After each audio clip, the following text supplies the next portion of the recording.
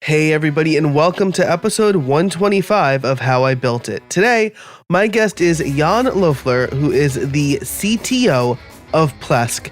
Plesk has been a season-long sponsor, and I'm excited to talk to Jan today about all sorts of stuff. Plesk is a very interesting platform that is not just a single hosting platform, it's a management platform.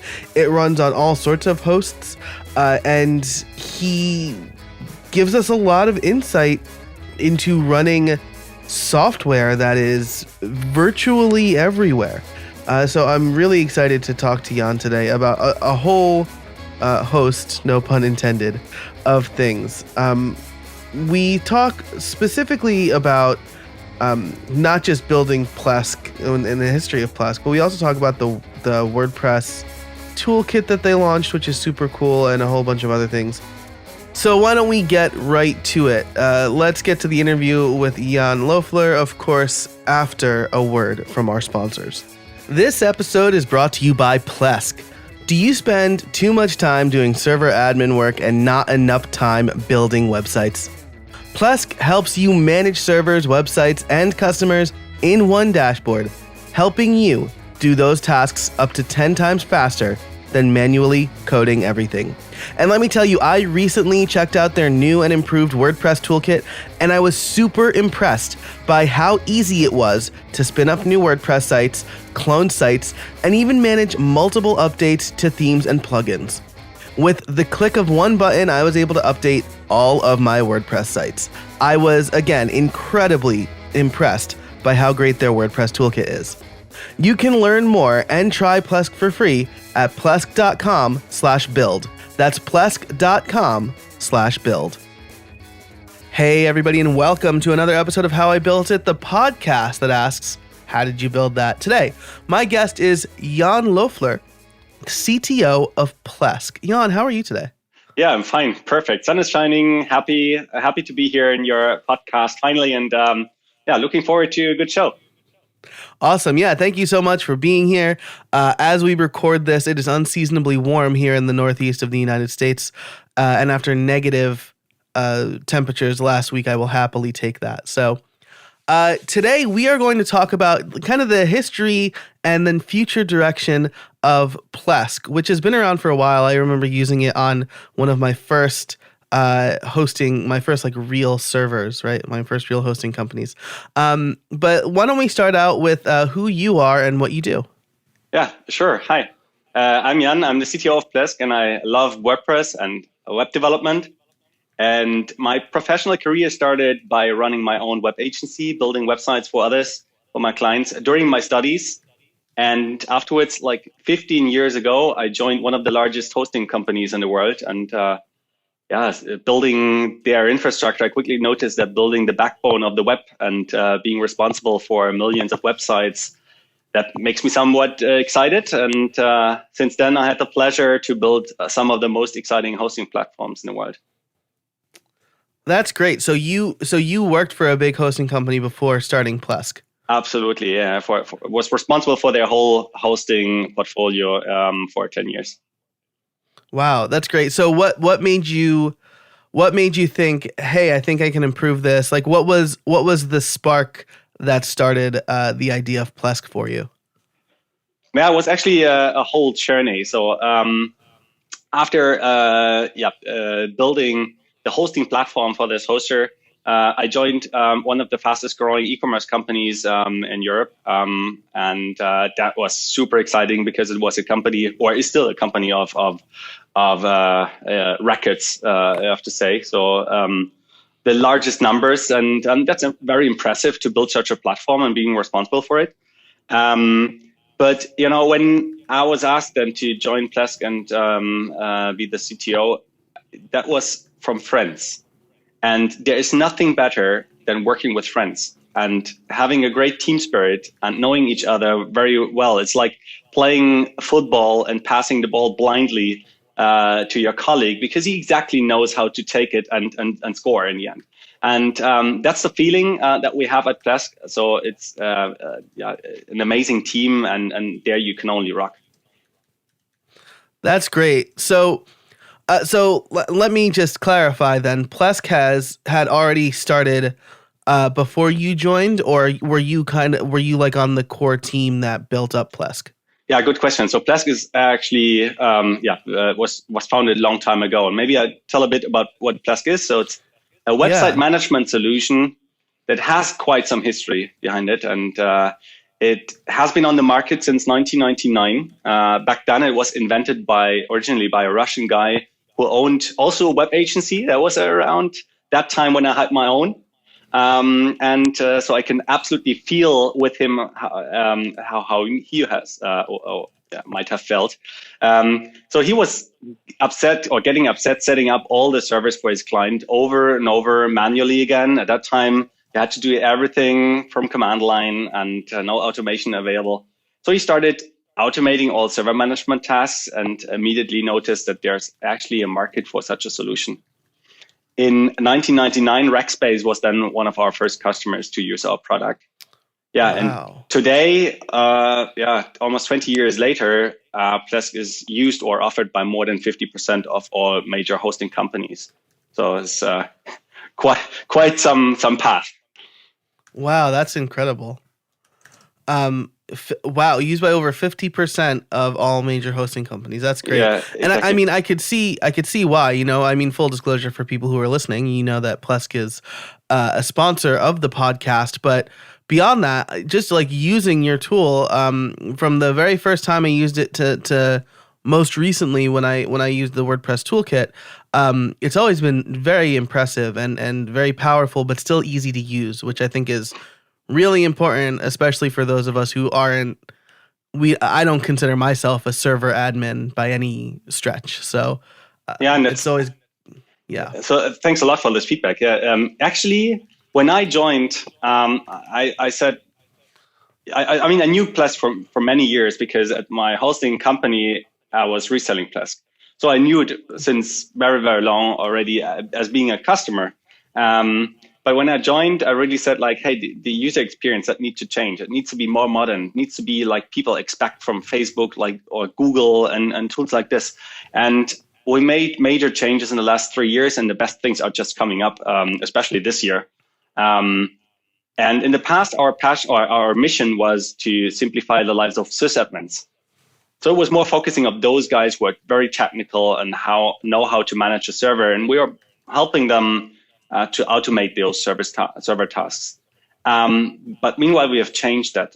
Our mission now is to simplify the lives of web professionals, which includes those people who are less technical. They probably know how to build a website. They probably know how to either code HTML or PHP or even write WordPress plugins, but they have no clue about how to configure fail-to-ban and firewalls and keep their kernel maintained and stuff like this. And this is something that we want to take away from them. It's like autonomous driving cars, where you don't have to know how they work internally. You just sit in and tell the car where to drive you to. And that's why we are speaking more about the self-driving server now, where we develop Plesk in a path where it manages everything itself and you don't have to worry about it anymore. That's great. I love that. The self-driving server. And I mean, it makes perfect sense, right? I mean, this is the march of technology. Before WordPress, people had to build their own login systems or content management systems. And now If somebody said today, every website I do, I build a CMS from scratch. Like, that's insane. Like, that's just a lot of seemingly wasted time, probably. And the same thing goes for if you're not using the tools that exist to help you manage a server, right? Like, I have a simple Linode server so that I can do development on my iPad. And that is nothing. Like, when you get a Linode server, there's like barely even an operating system on it. You need to choose the operating system and then install Apache and then install everything else. And that's, I mean, it's a little bit fun for me, but if I was doing this for paid work, it would add so much to the budget, so much unnecessary time and money. So tools like Plesk definitely help people do their job more efficiently and help bring websites to more people that way. So that's the self-driving server, I think, is really great. And so as we move on from kind of when you started at Plesk, what's a project that maybe you worked on in the past or you're working on now that you are really excited about? Oh yeah, plenty of things. Yeah, my most loved topic is WordPress management, because I was using WordPress since very, very long. I can't even remember when I started with it. And yeah, it was always like kind of complicated to really make a WordPress site secure. And especially if you keep in mind that every day there are between 60,000 and 100,000 servers hacked every day. Yeah. And a lot of them are actually WordPress sites. And that's not because WordPress wouldn't be secure. WordPress is super secure if you know how to secure it well. And this is something that a lot of people don't know. And a lot of hosters, I mean, I speak with most of them. They have the severe issue that websites of their customers get hacked because the customers don't know how to secure it. The hoster doesn't do it properly. And that's something that we want to solve. We don't want to have people with hacked websites. We want to prevent them from that situation. And there we invest the most in. That's one thing. So keeping them safe. On the other side, keeping them productive. You just said you don't want to waste your time with managing the infrastructure. You want to really work with your clients, help them to get online. This is where you want to put your energy in, and not like managing the infrastructure and running the updates. So you need a tool that does that reliably.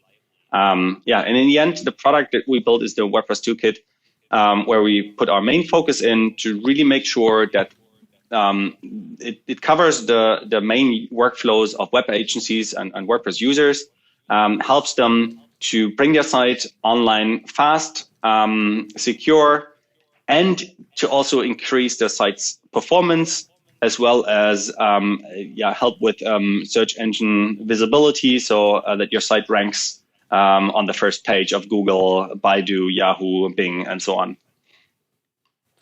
Yeah, that's great. And like I said earlier, I was kind of playing with the WordPress toolkit recently, and it really does a good job of covering those things that I would want to do, managing websites. How did you do any research to figure out like these are the things that people need?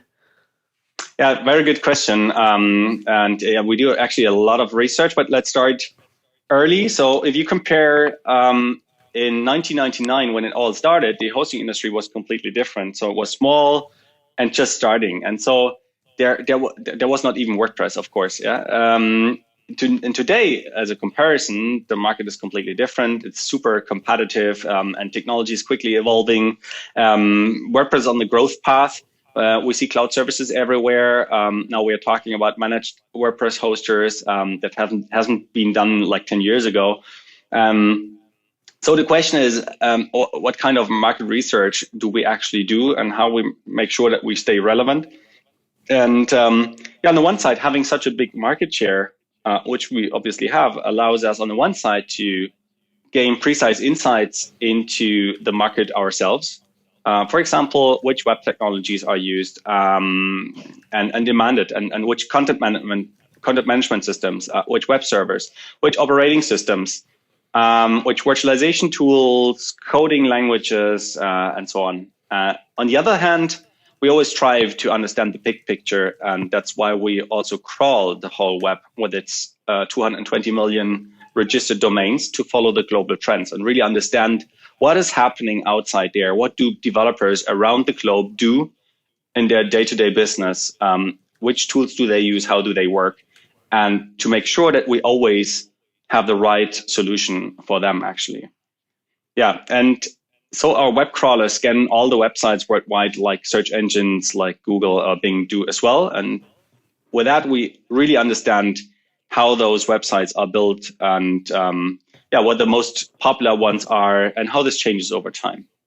Additionally, we receive feedback from more than 2,500 hosting partners and millions of Plesk users. But also closely following our competition belongs to our daily tasks, from other server management solutions over specialized WordPress hosters to full cloud platforms like AWS and Azure. And that all together gives us a very good, very good insight into what we have to do. This episode is brought to you by Pantheon. Starting a new project? Looking for a better hosting platform? Pantheon is an integrated set of tools to build, launch, and run websites. Get high-performance hosting for your WordPress sites, plus a comprehensive toolkit to supercharge your team and help you launch faster. On Pantheon, you get expert support from real developers, best-in-class security, and the most innovative technology to host and manage your websites. You can sign up a new site in minutes with a free account. You only pay when it goes live. That is my second favorite feature to Pantheon, only to the easy ability to create dev, staging, and live servers and push to GitHub.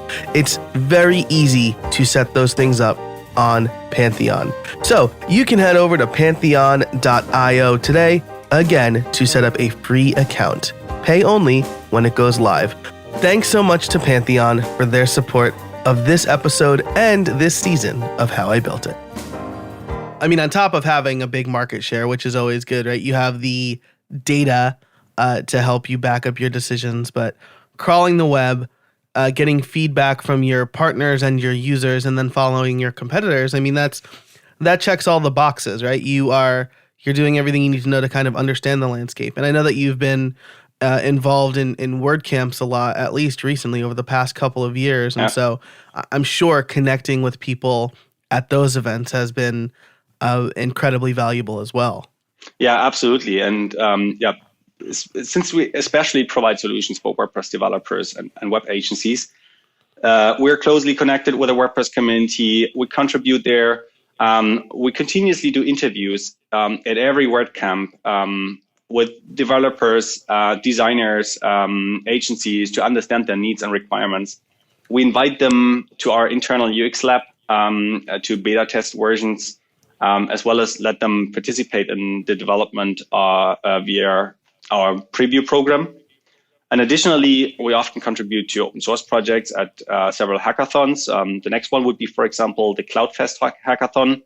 And there we code with many developers together and create cool open source projects that make the web easier and more secure. And this knowledge exchange with other teams allows us to test our hypothesis and generate better ideas in the end. And to give you an example, last March, we wrote a Domain Connect integration for Plesk together with colleagues from GoDaddy, from 1&1 Ionos, with Host Europe and Microsoft.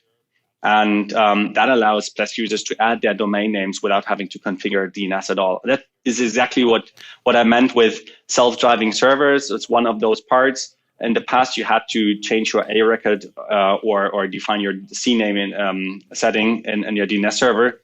Now this is gone. So if you have a domain at GoDaddy or 1&1 Ionos, then you don't have to configure DNS anymore. Your Plesk server does that for you automatically. This fully automated this whole process via the Domain Connect standard, and it's already supported by several large hosting companies and Plesk, of course. And that's fantastic. Yeah, maybe one other thing besides that, we speak with a lot of hosting companies and research companies and also end users to learn from their insights and their feedback. This helps us to continuously improve and build a great and highly demanded product in the end. And one thing that I'm proud about is we measure also our success with the popular Net Promoter Score, so NPS. And we see it growing quickly, despite it already being pretty good with a score of 68 compared to the industry average of 31 for software and apps in the US. So it's actually a cool thing. And what we see there is that every Plesk release that we bring out has a higher NPS. So that also proves that our direction is the right one and that our customers appreciate it. That's really great to hear. And let me tell you, I have a free course on how to manage or how the DNS works that was sponsored by Hover. And it was a little difficult, trying to explain in plain terms all of the facets of the DNS. And it's a seemingly popular course, so I think people are getting a lot out of it. But it took like an hour or so for me to explain how the DNS works. And if you could eliminate just that, it makes people's lives a lot easier, which is really cool. Absolutely, yeah. Let's get to the title question here. How did you build it? Where it can be Plesk from the time you joined, or it could be the WordPress toolkit, whatever you are most comfortable with as far as answering this question goes. Sure. Let's speak about Plesk as a whole. I mean, I could deep dive and talk for hours about it, but just to give you some overview. So Plesk is a web hosting control panel software that automates the server tasks and keeps the server secure in the end.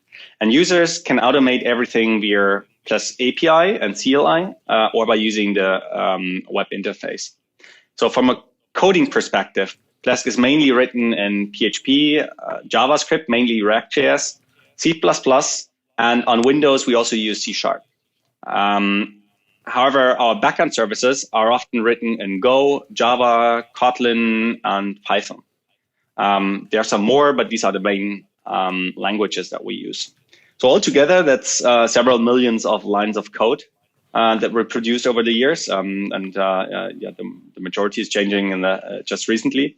The biggest challenge here is to keep up innovating on the one side and delivering with high pace without collecting technical debt and getting stuck in legacy hell. So, and here we can say that just the introduction of React.js as a front-end framework in Plesk, and you see the user experience if you compare old Plesk versions with the latest one, this is from a development side, we are much faster now.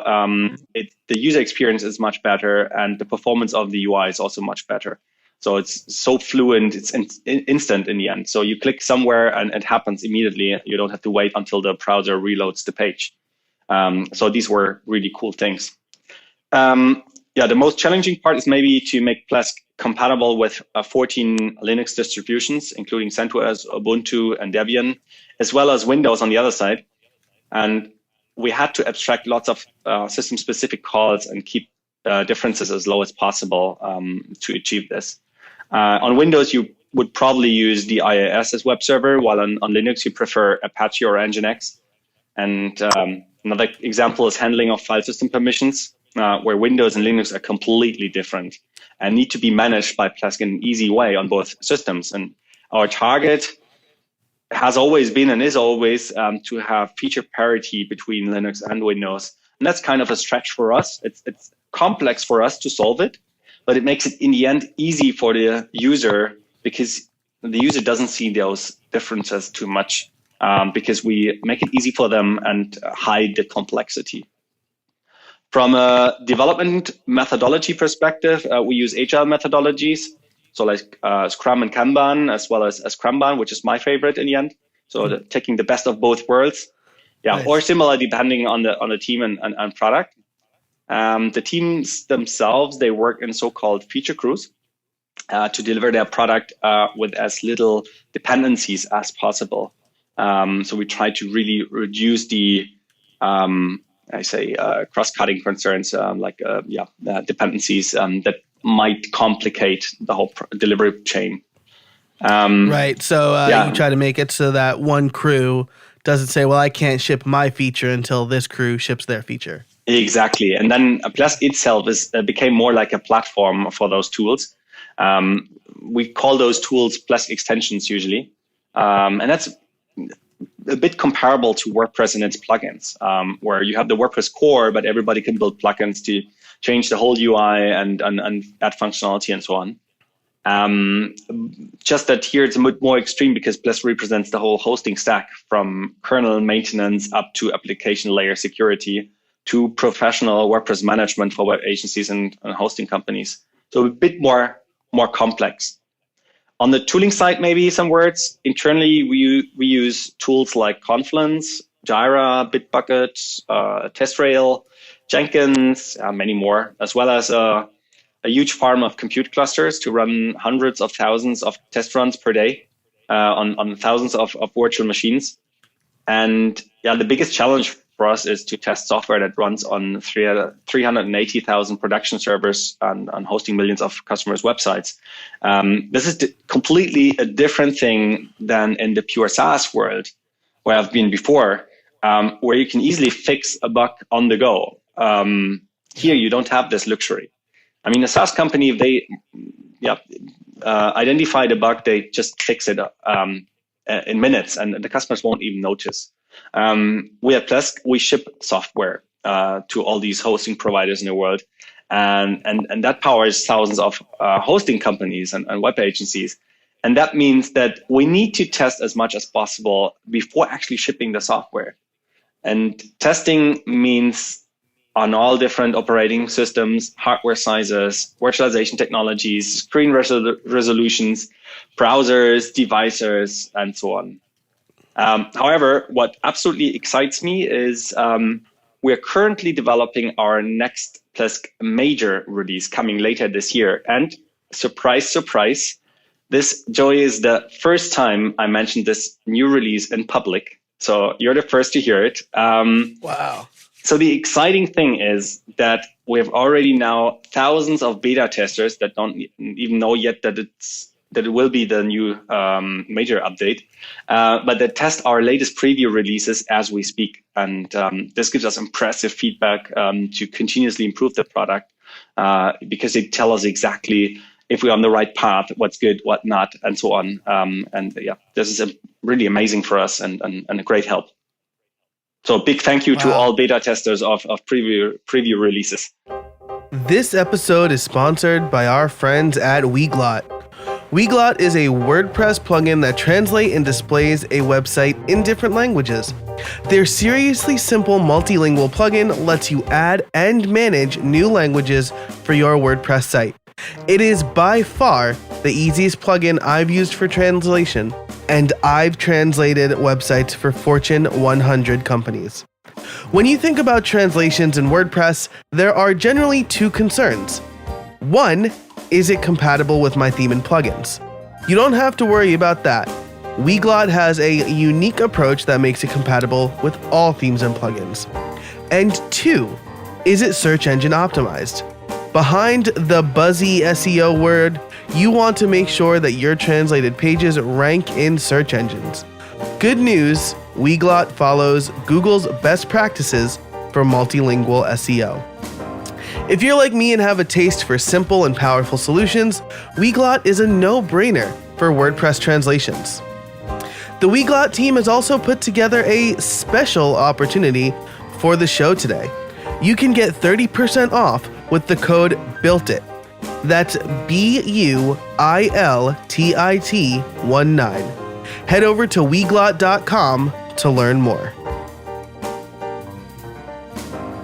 I love a lot of what you said here, and what you said about doing hundreds of thousands of test runs is incredibly interesting, right? Because I mean, even to some extent, like, yeah, as a web developer, you got a browser test, and as an iOS developer, you need to device test, but it's still a pretty controlled environment, right? You mentioned that you need to make sure Plesk is compatible with 14 Linux distributions plus Windows. You want to have feature parity. It is running like right above the actual server level, right? And the lower you get down the stack, the more stuff your software affects. So I think that was just incredibly interesting to hear. Like you must have lots of automated tests and then the beta testers and all sorts of other stuff, right? Yeah, absolutely. And I could talk now for hours about things that I saw in the past 15 years from my hosting experience, like people winning the how's it called in America, American Pop Idol or something like this, overnight, becoming American famous, Idol. and their websites crashing and needing to scale, or customers getting hacked. Users that had a bug in their PHP script, like generating millions of subfolders recursively, stuff like this. So you can't, as a developer, you can't even think of things that happen in wildlife. And you need that experience, you need that testing and that understanding for let's say customers' creativity. Mm-hmm. Yeah, that's incredible. That reminded me of a story of when I was in college. I majored in computer science and have a master's in software engineering. And when we were first introduced to threads, for those who aren't familiar, threads are basically a way to write a program that can do multiple things at once. And when we were first introduced to them, we were encouraged to just run them on the computer science server. But what we weren't told was that server was also running a bunch of like websites and other external resources. So if our threads got out of hand, we crashed an actual live server. I'm like, maybe we should have this on like a sandbox, right? Like where it's okay to crash this server. But I just thought that was really interesting. I was like a junior in college crashing a production server because like I had an infinite loop creating threads or something like that. But isn't that the coolest thing, that invite every new starter to crash a production system and learn from it? Yeah, I mean it's a trial by fire, right? Because you need to figure out quickly what is wrong because other people are being affected by it. Yeah, and how to build a system that's is reliable and resilient from the start and can't be crashed too easy. Yeah, absolutely. So that was like 15 years or so, I guess, maybe 14 years ago now. So things have changed quite a bit since I was in college. But man, we are coming up on the end of our interview here. And I know that you mentioned that the next major release of Plesk is being tested, but what are your other plans for the future of Plesk? So as I said before, at Plesk, we have the mission to simplify the lives of web professionals.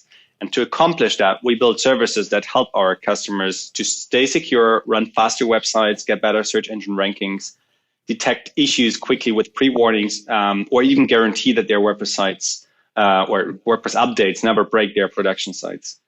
And many of those services run on large clusters, meanwhile, on cloud infrastructure, and are consumed by Plesk servers for best possible user experience.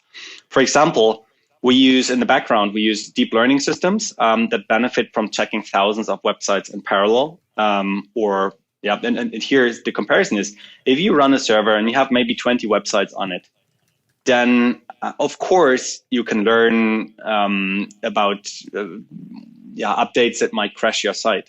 But this doesn't scale. It will never be good, and will never warn you from things that you haven't seen before. And this is different if we use or build cloud services that do that in mass scale. And given our size allows us to do that in mass scale. So if we, for example, help with WordPress updates through our whole customer base and make sure we learn from what can go wrong in wildlife and transfer this knowledge into every single WordPress toolkit for every single website, then this helps you really to never break your site. So there's one example. The other one is our web crawler that scans the whole web and all search engines on a huge farm of servers, just to have two examples now. And this means, as a result, it means Plesk is an on-premise software, but it merges more and more with cloud services to provide more user value in a seamless and very convenient way. And that's similar to what we've seen maybe with Microsoft, also with their Office products, that meanwhile get more and more power and convenience, thanks to integrated cloud services, but still trying to solve the very same thing. And for Plesk, it's still building websites, still getting online and building your online business, but with the help of your local environment of your server with a maximum performance, combined with cloud services like a CDN, like web application firewalls, like our smart updates for WordPress updates, like the SEO toolkit for search engine ranking improvements and stuff like this. Wow, that is a lot of stuff to think about, and I'm really glad that people much smarter than me are working on it. So as we wrap up time here, I do want to ask you my favorite question, which is, do you have any trade secrets for us? Of course I do. So our developers are really passionate about their product, and we all use it ourselves for building and hosting our own websites. And so it's a natural thing that passionate developers, they always put some Easter eggs into the product. I mean, tell me one company where people don't do that. The question is, how do you find them? It's like finding the cheat code in some ego shooter in the past. Yeah. And we have quite a few of them, of those Easter eggs. And I might tell you one. So if you double click the Plesk logo in the About dialog in Tools and Settings, then you will see a greeting from our dev team.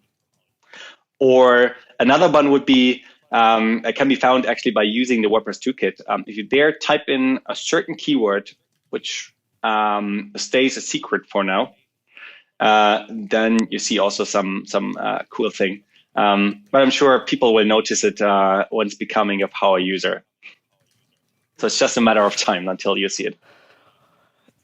Wow, that might be my favorite trade secret. So if you are a Plesk user or thinking about becoming a Plesk user, know that there are a few Easter eggs, and Jan just gave us the drop on some of them. So that's fantastic. Jan, thanks so much for joining me today. Where can people find you?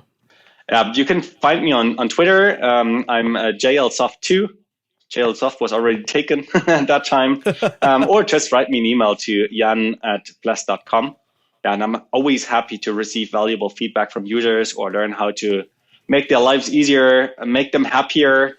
And if you found an Easter egg and want to share it with me, then yeah, please do so. So write me an email, and happy to hear from you. That is fantastic. I will include all of that and everything we talked about in the show notes today, which you can find over at howibuilt.it.